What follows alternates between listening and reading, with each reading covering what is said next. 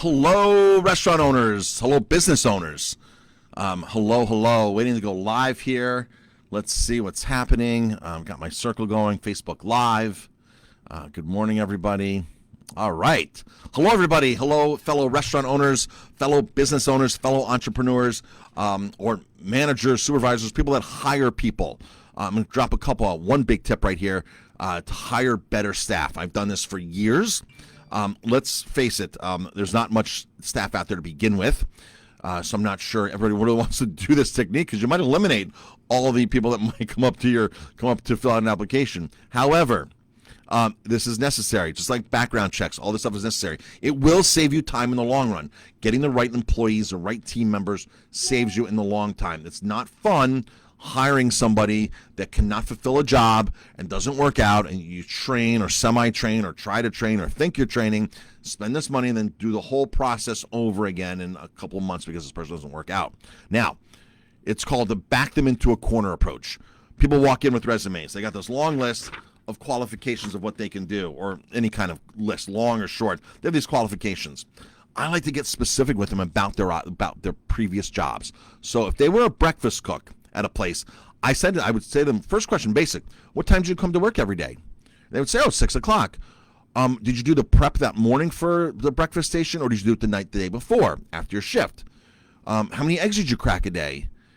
Did you buy the eggs already cracked? Did you buy them? Yes, you can buy cracked eggs in a 5-gallon pail or in tubs or containers, cartons. They come like that. And then I'd say, well, what is your best-selling omelet?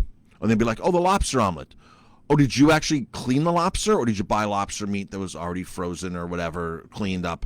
You just keep asking them questions, and you back them into a corner. You will find out very, very soon that if they're stopping, they're hesitating, they can't answer questions. I hired somebody who worked at a coffee shop who said they were, this amazing barista and they could do espressos and all this stuff. This was years ago. I've been doing this technique, by the way, for years. So I started asking like how long were the lines there? Just questions like that. Like, how long were lines there? What was your turnover time for espresso? What were some other vegan milks you use? For the cappuccinos, things like that. And I could tell he wasn't like jiving with it. I'm like, okay, he's not answering these questions. Like, why would you lie about being a barista? So my espresso machine's right there. I'm like, you know what?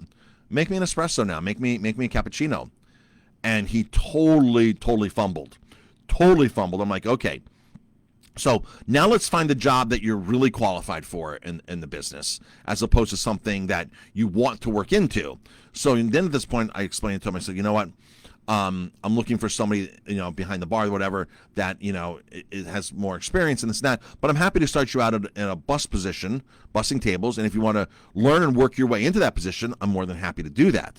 So that was how I treated this one person. He worked out for a while, but totally BS me about, being this barista and making these alcoholic coffees and everything. And I could tell within the first 2 questions, how long are the lines? How long is the turnover time?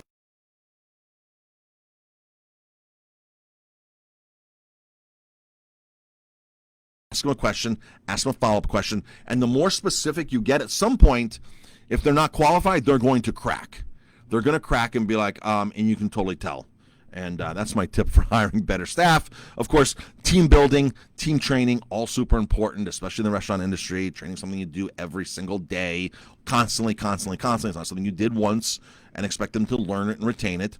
It's like school. You go to school, you do math for the whole quarter. You do geometry. You just not done geometry one day or read about geometry and goes, okay, I know how to do it. And then, of course, in school, you have to take a test. You have to be held accountable, things like that. So you need to apply, a lot of businesses need to apply this same process of holding people accountable, creating a lot of content, doing role playing, handling objections, all these kinds of things, just constantly, because you can hire a person that isn't qualified, but they can become very qualified very quickly if it's the right person.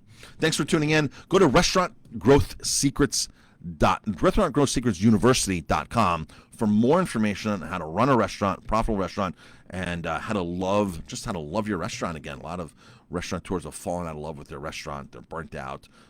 Go there and learn to love your restaurant again. Everybody have a great day. Talk to you later.